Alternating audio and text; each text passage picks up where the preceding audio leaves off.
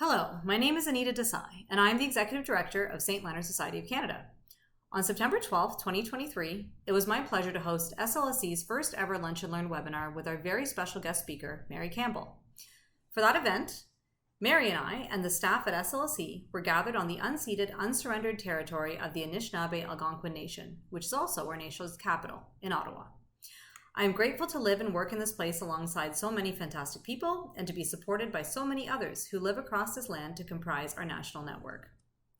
For those of you who are just getting to know us, St. Leonard Society of Canada is a national organization that brings together a network of individuals and independent community-based agencies to collectively advance our mission, which is to promote a humane and informed criminal and social justice policy, practice, and responsible leadership to foster safer communities. Today's event was about working towards achieving our mission by advancing collaborative relationships and communication.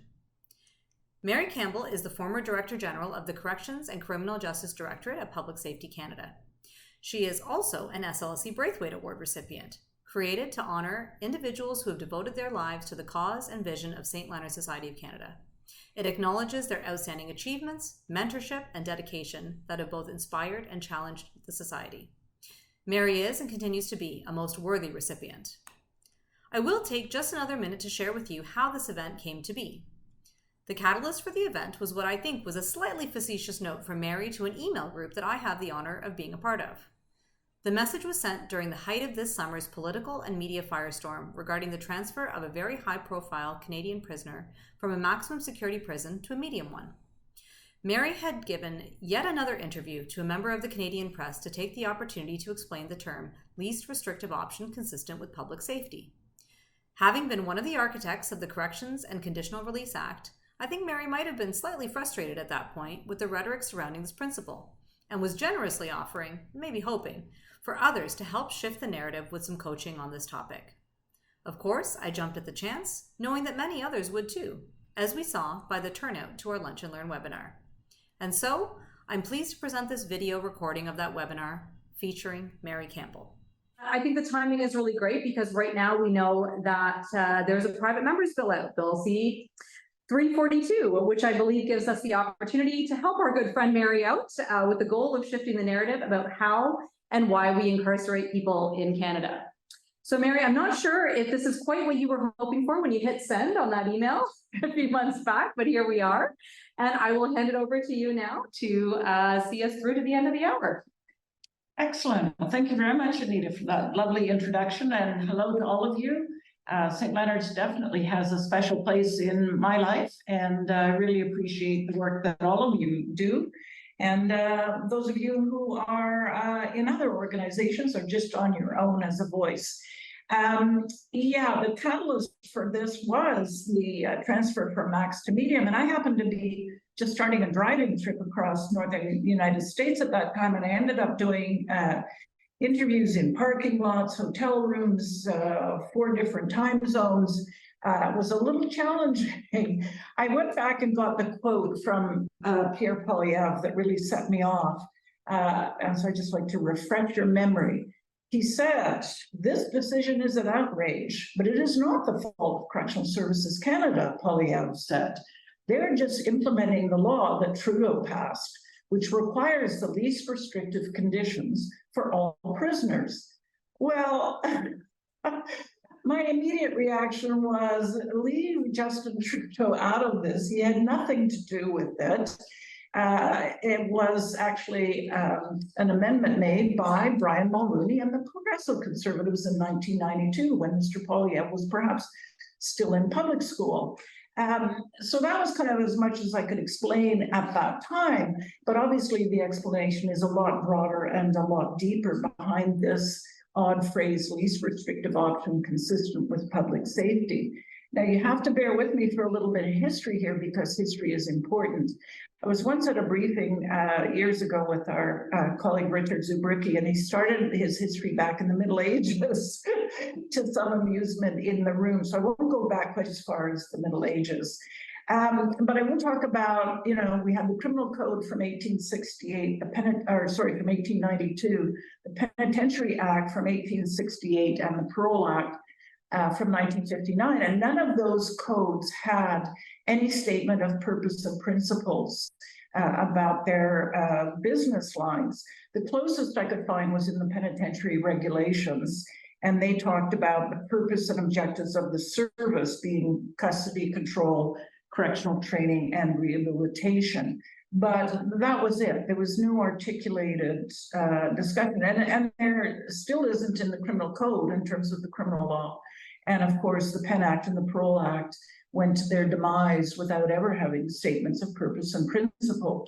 Now, that's not to say that there was an endless discussion about purpose and principles. There certainly was over centuries. There were constant discussions about what is the purpose of imprisonment in particular, and the great divide between mostly the punishment school of thought and the more rehabilitative thought. So even though it never made it into legislation, those were kind of the elements that people were fighting over.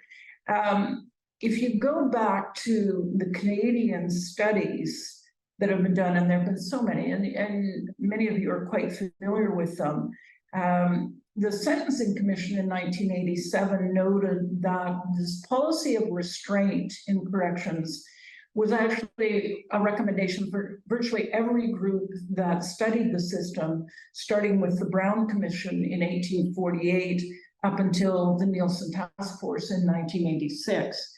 So it was something that really grew over time. And if you go back and look at Archambault, for example, in 1938, they said, and I quote, "No system can be of any value if it does not contain as its fundamental basis the protection of society." And that was the central purpose of corrections, and that it was not to be revenge or retribution. They went on to say the underlying principle to be followed in interpreting the recommendations in this report is to evolve a penal system with the primary purpose of protecting society. That theme was picked up 30 years later with We Met in 1969, who said the basic purpose of criminal justice is to protect all members of society, and they included people with criminal records in that. The committee regards the protection of society not merely as the basic purpose, but as the only justifiable purpose of the criminal process in contemporary Canada. The basic purposes of criminal law, public protection, should be carried out with no more interference with the freedom of individuals than is necessary. So you have this repeated articulation in the studies that that was what the penal system in Canada should be about, is ultimately doing what you do for the protection of society, and do it in the least restrictive way possible. And it wasn't just these studies talking. There was a case, some of you may remember, in 1980, SLSC, which was a case about inmate rights. Supreme Court of Canada took on the case of Mr. SLSC, and the Supreme Court itself endorsed this concept of minimal impairment of offenders and offenders' rights. They, in a quotation from the Correctional Law Review, the Supreme Court of Canada expressly endorsed the view that inmates retain rights except for those necessarily limited by the nature of incarceration or taken away by law. Moreover, the Supreme Court endorsed the least restrictive means approach, which recognizes that any interference with inmate rights by institutional authorities must be for a valid correctional goal and must be the least restrictive means available. So that was pretty powerful, because that was pre-charter. The Supreme Court laid down that marker. In 1982, of course, along came the charter, which entrenched rights and responsibilities. The other big study from that time, and I speak to some of the younger members in the group, is the Criminal Law in Canadian Society. And you know, I just happen to have a copy right here, visual aids. It's known by its acronym, CLICS. And Flicks remains, how many years are we past 1982 now? Lo, these many years later, it's really the fundamental document for criminal and correctional reform. Flicks was actually issued by the then Minister of Justice, Jean Chrétien.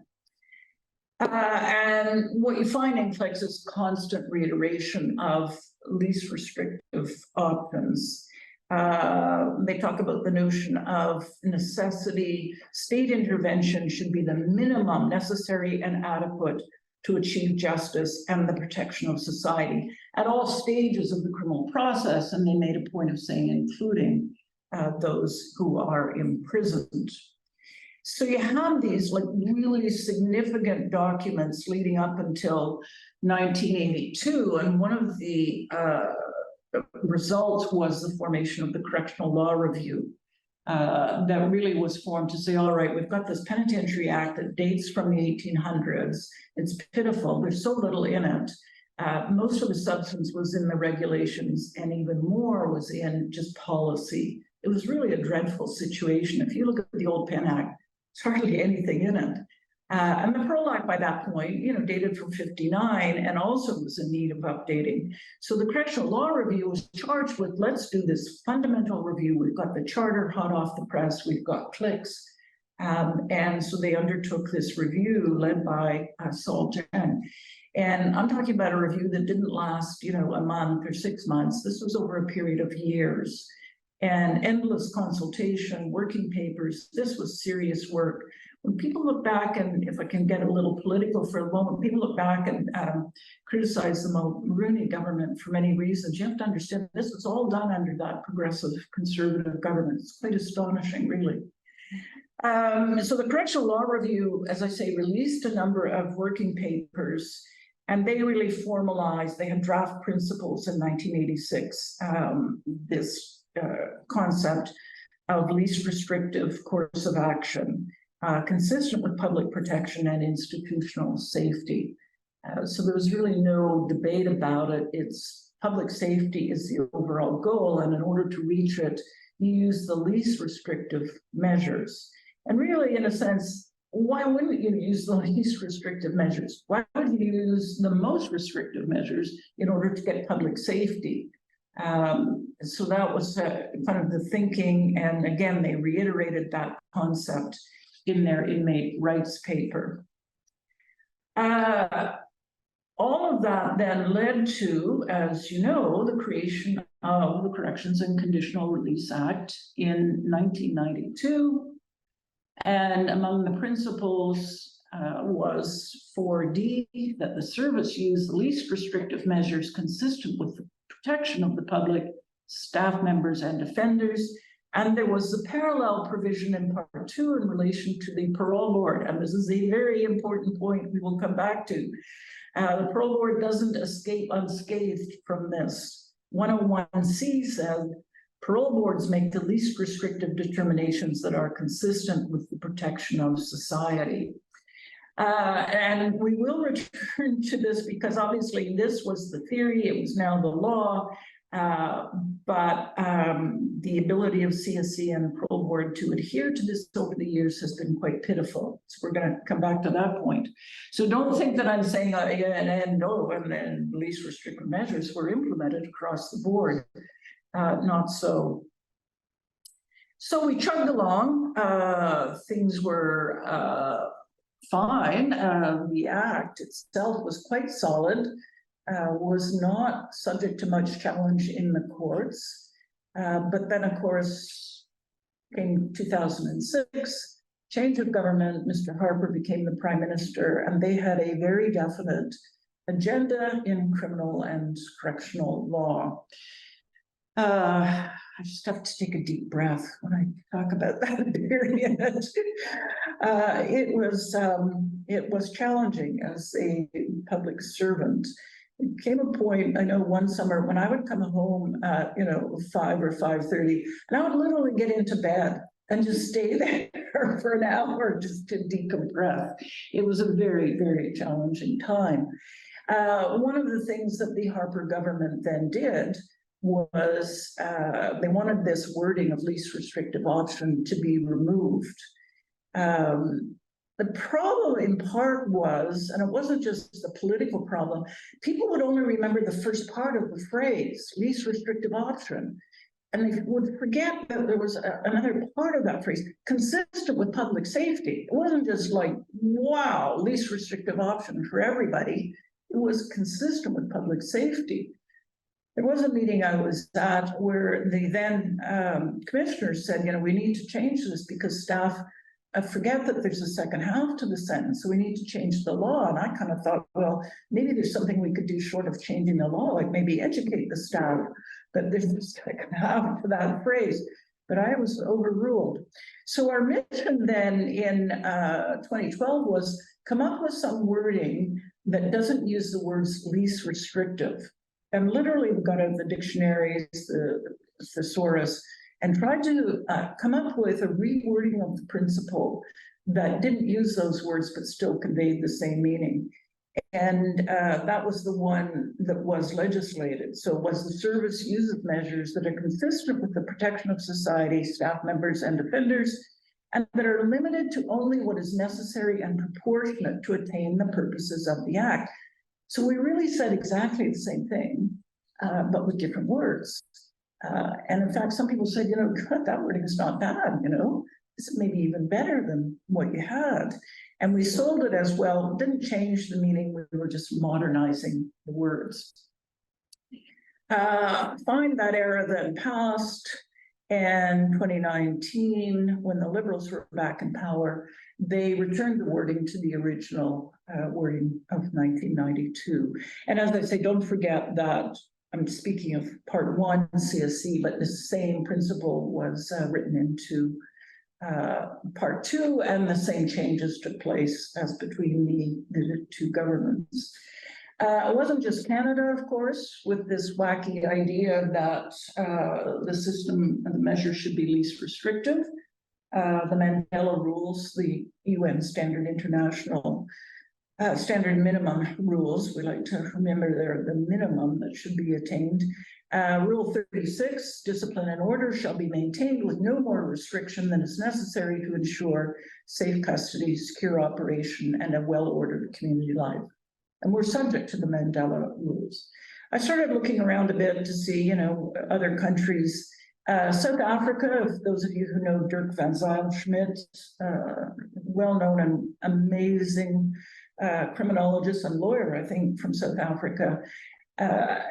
After we enacted the CCRA, Dirk said in South Africa they were creating a new correctional law, and they literally sat down with a copy of the CCRA in one hand, a pen and pencil and paper in the other hand, and copied out the parts of the CCRA that were appropriate to South Africa, which is why you will see the very Canadian expression in their Correctional Act, very Canadian phrase about a just, peaceful, and safe society, which is just like Pierre Trudeau written all over it. And they, in fact, did in their act say, duties and restrictions imposed on prisoners to ensure safe custody must be applied in such a manner that conforms with their purpose and do not affect the prisoner to a greater degree or for a longer period than necessary. I looked at the UK again. Order and discipline shall be maintained with firmness, but with no more restriction than is required for safe custody and well-ordered community life. I looked around a little more. Germany, again, this is just a uniform principle around the world. Germany says, look, you're subject to such restrictions as are laid down in this act, unless the act provides for special regulation.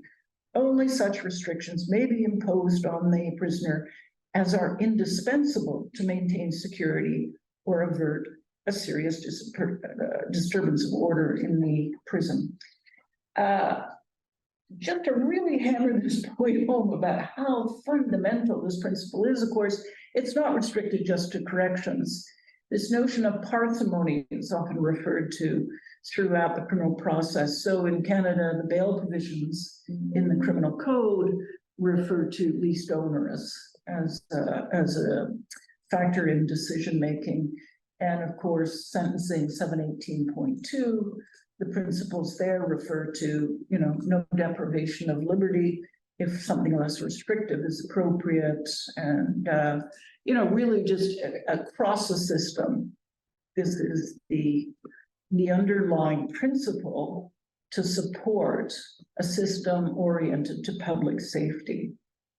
Now, we get to, I've written down here, the heart of the problem. The different goals, this debate about punishment versus rehabilitation. There are many words that are used in addition to or instead of punishment. During this media blitz, there was an article that had quoted me as saying that our system is not about revenge. And I was feeling very bold that day, and I actually read the comments section, which you should never do in the print article. And this guy had written, well, no, Ms. Campbell, we're not after vengeance. It's not, revenge or that sort of thing. We just want justice. Well, I said to myself in the empty room, I also want justice. And the key to this is in obviously how we define justice. And you seem to define justice as, very vengeful. We need to punish this person to the same extent or possibly a little more than the harm that they caused. Whereas my notion of justice would be slightly different. So you have this still, and it was exemplified this summer, this notion of the system is about public safety. Sure, even the conservatives will say, yes, it's about public safety. But you know what? That vengeance part, that revenge, that you're getting what's coming to you is right there, almost actually on a slightly higher level when they talk about protecting the public. There's no question that, protecting the public, that's actually referenced in the purpose of corrections in Section 3. And in fact, in Section 3.1, and it was the conservatives that did this, the paramount consideration in corrections is the protection of society. And the same thing is in Part 2. The problem, and this is, I think we need to talk about a bit, is that the punishment advocates tend to be very motivated by a value system and by emotion. And it's very, very difficult to have a conversation on that level, at least I find, because in a sense, I can't quarrel with your feelings. You feel the way you feel. And I think we need to do maybe a little better job of acknowledging, yes, we understand when our premier in Ontario says Mr. Bernardo is a scumbag, the only answer is, well, yes, I agree with you. I agree with your outrage. I agree with your complete unhappiness about what transpired in this case. I acknowledge that. I acknowledge that. And I acknowledge the hurt. And the issue now becomes, what do we do with that emotion, that set of values, in terms of moving forward and dealing with this person, and bearing in mind always this is an extraordinarily unusual case. This is one of the problems that I have sometimes in these debates. People say, him and her. And my reaction is, well, yeah, after you've named about 6 people, we still have 21,000 other people in the system who are very, very different. So it's coming to terms with that very emotional push in this case, and the lack of just basic knowledge. When I was doing these endless interviews, I was struck really once again by how limited people's knowledge of corrections is. I mean, just really basic, and this system did not do a great job this summer. It was just basic. What's the difference between max and medium? That came up constantly. What's the difference between max and medium? And of course, it's some freedom of movement inside. but the outside, is exactly the same. But again, not to dwell on it, but there's just a real lack of knowledge on fundamental issues, and it's understandable. I mean, how often do I think about, salmon farming? Like, what do I know, And most people actually, unbelievably, go about their daily life without thinking about corrections. I don't know how they live, but apparently they do. And so it's not part of their daily life. They don't know what goes on. They don't care to know what goes on. And how do you impart some of those just basic details? But I think, as usual, we can do a much better job of it. Part of it is that knowledge flow, not just happening at times of crisis. And again, we've been saying this for how many years? You can't just put out the stats or the info at the time of crisis, because people are not listening to you at that point. That knowledge has to be put out steadily. And I know I complain about this endlessly. The CSC and Parole Board websites are pitiful at this point in terms of the knowledge that they are putting out. I'm not a social media user, so I don't have a good sense of what's put out there, and you can tell me if it's better than what the websites have. We've always struggled with, can we tell more personal stories to really personalize things? And you'll notice Pierre Poilievre does this all the time. I remember, it just reminds me of Joe, who I met at the hardware store this morning, and he goes into the story about, Joe's having trouble buying the tools that he needs. He's very effective at that. And I understand a lot of people in this business, of course, have a sense of privacy and don't want to talk, but I think we could do more with telling stories, but anonymize them. That's the real world. This is the story of Joe, who actually has a different name, but I want to tell you about Joe's journey. Better use of politicians, for what it's worth. There are some that are ready, willing, and able to listen. And community contacts, community newspapers. But it's an uphill battle. As I say, people are generally not that interested unless there's some kind of angle to it. But I think we could do a better job of coming up with those angles. Now, I just want to quickly finish off with, of course, as I referred to, the irony that so much of the public thinks that we're soft on crime. And it's because of principles like least restrictive option consistent with public safety. Public thinks measures are too soft. Well, ironically, at the same time, Parole Board and CSC are not living up to those principles. Zen, I'm going to go Zen here. They do not live up to the principle of least restrictive option. Here's some examples. Conditions of parole, standard conditions. The standard conditions are totally outside the law at this point. They're supposed to be tailored to the individual, and they're supposed to be the least restrictive. What the heck is, giving your financial details got to do with anything that in your behavior, if you were, depending on what the offense was, you were convicted of? What is this reporting? The best people living on parole still have to report 4 times a year to a parole officer. Is that the least restrictive option? Give me a break. There used to be a thing called parole reduced, because we know from the research, once someone's been out for about 5 years with no incident, they're no more risky than you or I. In fact, I am riskier. So, why do we still have people reporting 4 times a year? And there are a few of us that could tell you some stories about how that reporting takes place. And, the PO waving across the farm field at the client, just really, I don't know. Conditions should be tailored to the individual, dramatically reduced. This reporting should be like once a year, once every 3 years, whatever, with some people. That's just one example, conditions on parole. Most of the stuff inside as well from CSC, I'm hard pressed to see that it's the least restrictive option. So we have this dilemma of how to get the 2 agencies to shift their behavior. And, litigation is one option, but it's expensive, it's time consuming. You really have to look to people serving life sentences to have the time and potentially, you know, find some resources. You can certainly bring it up constantly with the two heads, the chairperson and the commissioner, and with the politicians. But I don't know. I mean, I've been unsuccessful so far, I must say.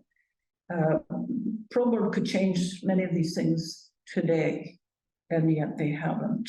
So that's another side, the flip side of kind of this least restrictive option. If there were to be a new government, Conservatives, if they want to go back to that wording of the principle from 2012, I'd say go ahead, like don't fight it, because it actually was pretty good wording. We were deliberately trying to make it. So if they want to go back to that, that would be fine. But as Anita has referenced, we have this incredibly strange private members bill. It's the MP, Mr. Baldinelli, from the Niagara region, which of course is where the offender was tragically active. I read this over and I don't know, like either I am really missing something or Mr. Baldinelli is really missing something, because you would think if if he said he was going to amend things to deal with this stupid principle, well, wouldn't you amend section 4 then? I don't know, call me crazy. Section 101 as well. They're not touched. It doesn't touch the principles. Okay. In fact, he adds some wording that actually kind of adds emphasis to the principle.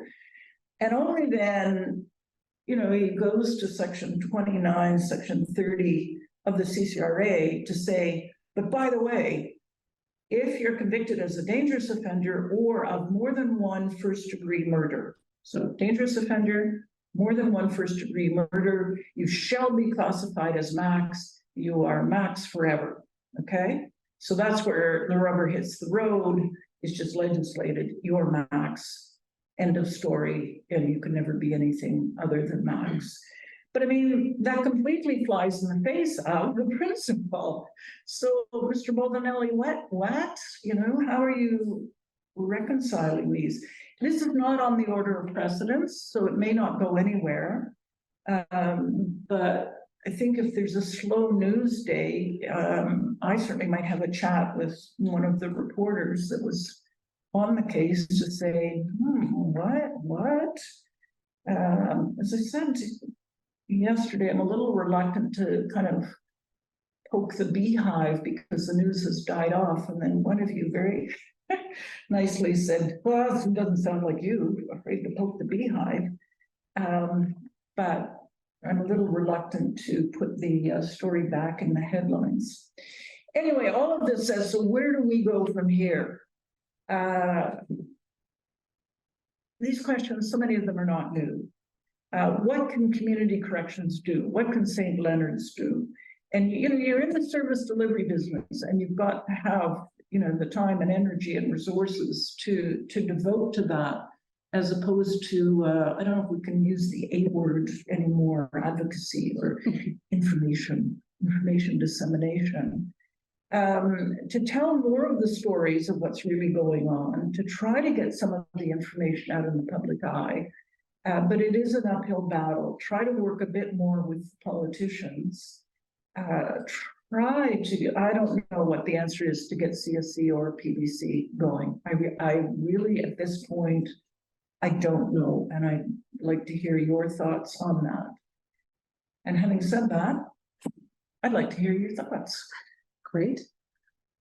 Do you want to start with the questions that were posed in advance, or would we? Okay, have a sip of water. I'll pull up the questions. We had some of you folks had circulated some questions in advance. I'm assuming there's some chats happening as well. But in the meantime, we'll pull up the questions that were given to us in advance, and then we will welcome those of you who are with us to ask Mary questions in the chat, and we can call on you and open that up. So Mary, the first question that was given to us was, what role might client interventions play in a least restrictive framework?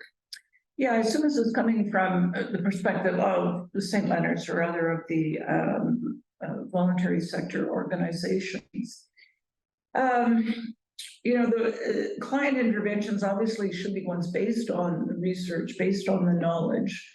And in some cases, that will mean really kind of having less involvement in the case than you might normally, because the person simply doesn't need much in the way of intervention.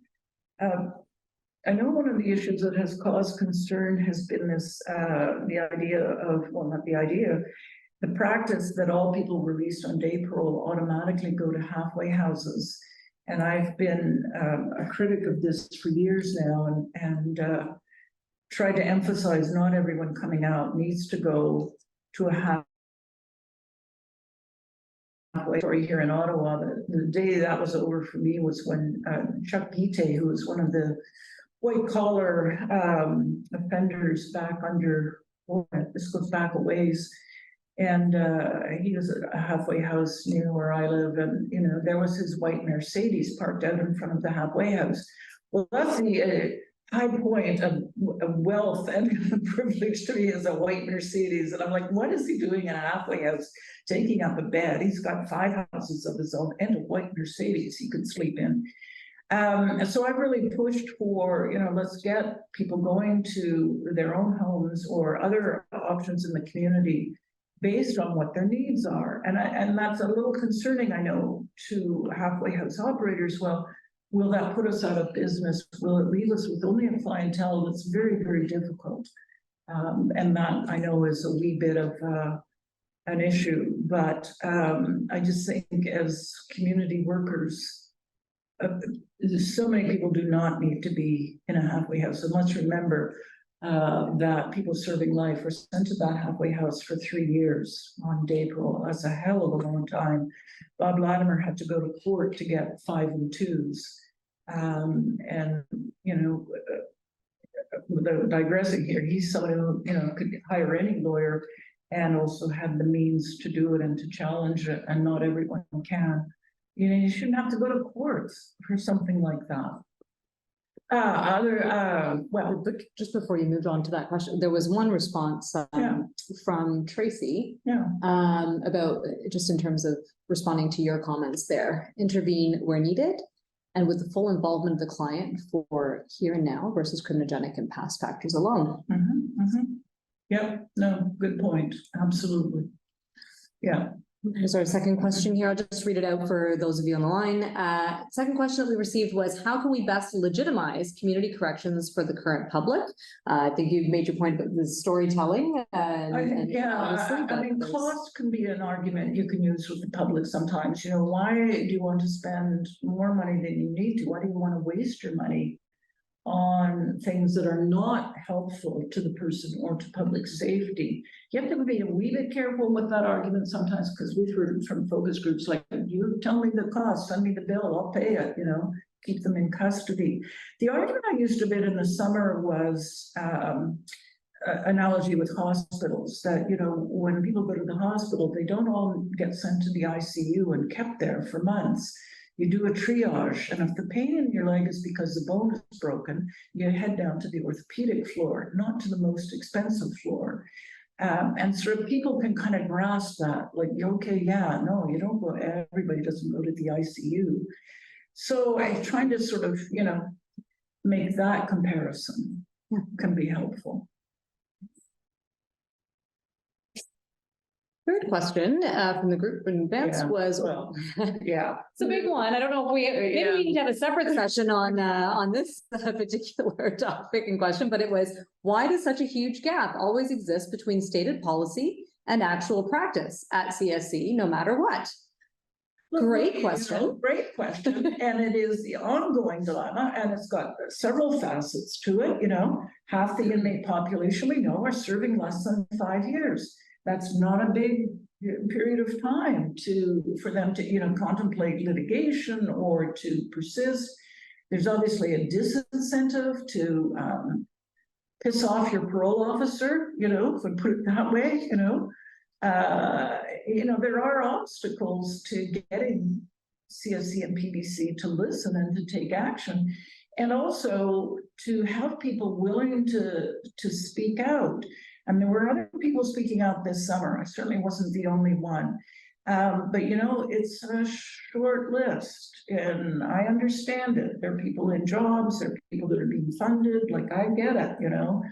I'm kind of in a good position because what are you going to do to me? You know, well, you could fire me. Well, I don't have anything to be fired from. So it's difficult to get people to speak out. I get it. But it needs to be done, and I'm sure at times with more delicacy than I do. But PBC, if you look at the commissioner's directives now, we've gone right back to pre-1992. There is so much now in the commissioner's directives that pre-1992, that was the whole point. Let's get this stuff out of policy and into the law, out in the open. And now I read those commissioner's directives, I read the PBC policy manual. There is stuff in there that is so contrary to law. It's just staggering. But who's challenging them? Who's speaking up? You know?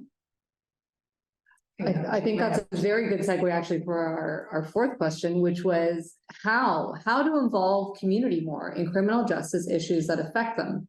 And do we need oversight for our jails and those who run them? It's a bit of a two-part question. I don't know that they necessarily go hand in hand, but I do think in terms of the first part, how do we involve community more in criminal justice issues that affect them? Mm-hmm. Well, as I say, I think you have to do it not just once or twice, not when there's a big scandal going on. It has to be done continually.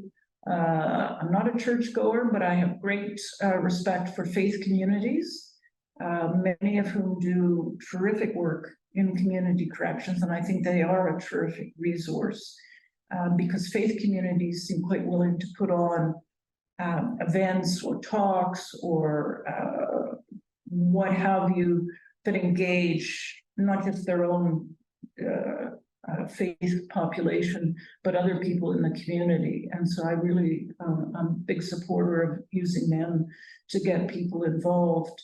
You know, local politicians, you know, your city councilor. Yeah, I think the main thing is it has to be done not just once, it has to be done constantly to get people informed and help people to understand that the person this summer is a very unusual case. And the system can actually handle someone like that. And they're not emblematic of the other 21,000. To get that out there somehow. You know, there are other groups like MOMS, I forget what the acronym actually stands for, but you know, offering mutual support. Yes, and MOMS reform, of course, because when, you know, people from sort of a more privileged background and their kid got in trouble and then family had no experience with criminal justice, didn't live in a neighborhood that had experience, and they were looked then to each other to be a resource to get more involved in criminal justice, and they've been tremendously effective. They've done a lot of work with politicians and a lot of sort of public speaking. There's no single answer to how you get the public more engaged. There will be a limit to it. I mean, you can try to get me engaged in salmon farming because I love to eat it, you know, but the issues around, like, there's a limit to how involved I'm going to get as a citizen into areas that are not part of my daily life. And that's just the reality we have to deal with. But I just keep coming back to, you can't just do it one and done. It's not going to work. And I guess to just the follow-up point from that question about oversight, maybe to tweak it slightly, do we need oversight? I mean, we had it, we have it. How do maybe we strengthen, amplify? I know many on a provincial level, in Ontario in particular, the community advisory boards were shut down. You know, federally, we have the correctional investigator, but we have limited ability to affect change with those oversight groups. So maybe I'll take some liberties here to adjust the question slightly to say, how do we amplify those who do want to provide oversight, whether they're community members or appointed, to amplify those calls for action? Yeah, and I do want to give a lot of credit to the Correctional Investigators Office. And I think, you know, Ivan Zinger in particular has really focused on getting more publicity, and I think he's been very effective at it. That annual report and the intervening reports do get a lot more publicity. Have they resulted in change? Well, I guess, you could say not as much as you might like, but you got to start by getting the issues out there. That gets a lot of attention now. What do you do in jurisdictions where there is no one? Well, there is an Ontario ombudsperson with the broad mandate of all of government. And, again, contacting them and working with them. I'll sit and rant in my living room, but it's also important to send those emails and make those phone calls and contact these people, Dear Susan, you don't know me, but you're about to. So, really trying to use the levers because the people that are more on the revenge side and the harsh justice side, man, they're not quiet, they are not quiet. One of the difficulties, just parenthetically, we faced this summer was, I will say quite publicly on the record, was a lawyer, Tim Danson, who's been in business forever. I certainly know of him quite well. He has not been helpful ever. And that's been a factor that we've had to deal with. But again, morning, noon, and night, he's out there pushing a point of view. And I think in corrections, we have to be a little less polite, a little less reserved, and keep pushing some of the messages. If you don't do it, you're not going to get anywhere. It's not to say that if you do it, you get much further, but you got to try. You got to get it out there. And again, I go back to, I understand. You're being funded in many cases, and that's a reality. I know that you have to live with. But I'm sure St. Leonard's and other groups can think of ways to be more diplomatic than I can think of, but to get the message out there. I'll just take a moment. I know we're getting to that point where we're looking to end the meeting in about 10 minutes, but there's one question in the chat, but I will also say, please, if you're not feeling comfortable with typing into the chat, feel free to raise your virtual or actual hand, and I'll keep an eye on the screen, and we can open up for maybe one or two more questions. One question here in the chat, I'd like to hear Mary's opinion on offenders' access to technology and how that could improve their accountability and facilitate their transition to the community. Other countries seem to have taken the lead in that area. I know you have a couple of opinions on this from plant these questions. I didn't plant them, I swear, but those of you who know me know this has been a rant for quite a while. Years ago, I was in Denver for an American Correctional Association conference, probably maybe 12 years ago, and I saw with my own eyes inmate email. It works beautifully. The Federal Bureau of Prisons in the US has had inmate email now for years. It's non-internet based. There are some, constraints around it, and it is so good. So you go to the kiosk in the corner like an ATM, and you've got an approved list of people you can email, and bing, bang, boom, there you are having an immediate email conversation with your partner, your spouse, your kid, your lawyer. There have never been any problems with it. And in fact, the security staff in Denver said, we love it because we obviously scan the emails before they go in or out, but we don't have to read someone's lousy handwriting anymore. Is that snail? Is that jail? Is that breakout? Is that stakeout? They love it. It's everywhere. How many years have I been ranting at CSC now about getting inmate email? Give me a break. And then just the whole issue of access to computers so that people are able to come out with some basic skills to use in this modern world. These are solvable issues. And for the life of me, I do not know why CSC has not moved on this. If everybody were to email them today to say, to Ann Kelly and just say, where are you at with inmate email, you know? Like, what is the holdup here? You know, so all I can say to the questioner is yes. I mean, we're so far behind other countries on this now, so far behind. Okay, I'll take a final call for questions. If anyone wants to open up their mic or raise a hand or put it into the chat. You know, and I would say if there are issues that you have and you want to, you know, email me or through Anita or whatever, things, a cause you want me to raise or follow-up question. You don't be shy. Facilitate that. Yeah. Yeah. My colleague Danielle is going to shortly, just in a moment here, keep your eye on the chat. She'll send a link for a feedback form about today's Lunch and Learn. We'd love to hear from you guys.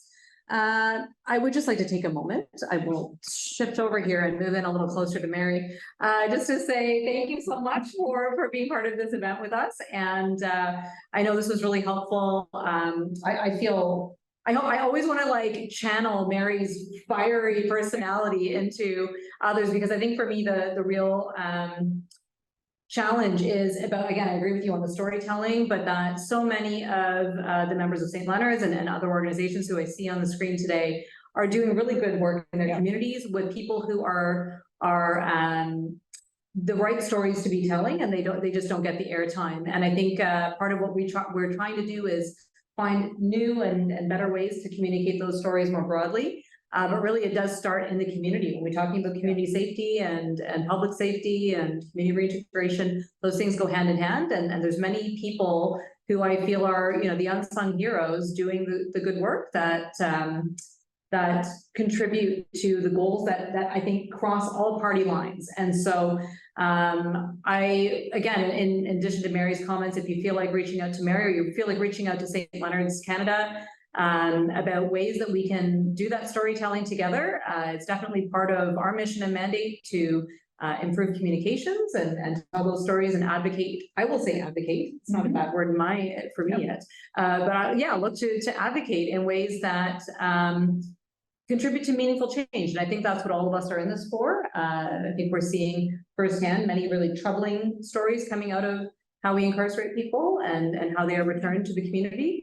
And I think collectively we can do better together. And I think I'll leave it there. But hopefully you can join me in unmuting yourselves for a moment if you want, and give Mary a round of applause, and or do it virtually. And we look forward to seeing you hopefully at a future Lunch and Learn event. Thanks so much, everyone, for joining today. Thank you.